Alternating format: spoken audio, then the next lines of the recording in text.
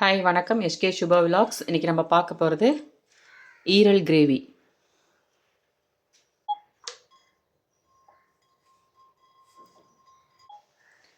பட்டை லவங்கம் 1-2 நசுக்கி வச்சுருக்கேன். கொஞ்சமாக கருவேப்பிலை,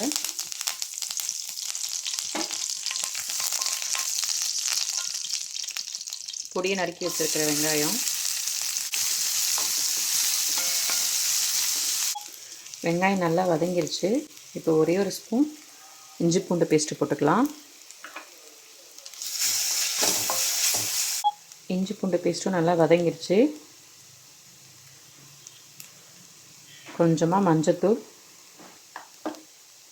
உங்கள் காரத்துக்கு ஏற்ற வெறுமிளகாய் தூள்,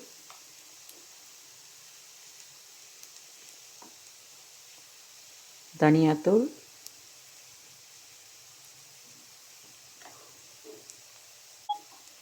சோம்பு பவுடர், பெப்பர்,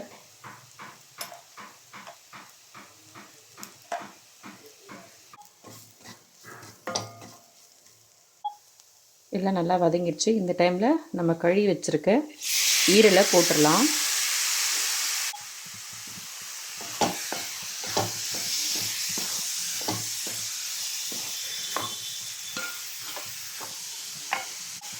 ஈரலுக்கு எப்பயுமே கம்மியாக தான் உப்பு போடணும். டேஸ்ட் பார்த்துட்டு நீங்கள் போட்டுக்கோங்க.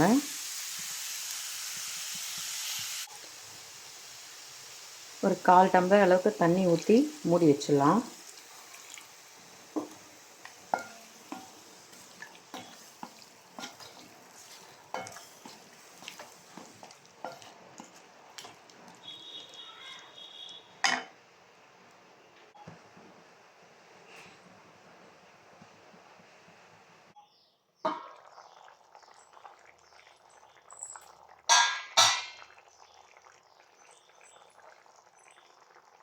நம்ம தண்ணி 1/2 டம்ளர் தான் ஊற்றணும், 1/4 டம்ளர். இப்போ எவ்வளோ தண்ணி இருக்குது பாருங்கள்.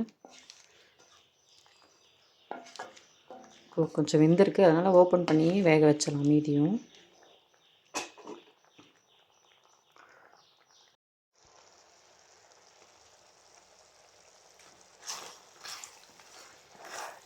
இப்போ நம்மளோட கிரேவி ரெடி ஆயிடுச்சு.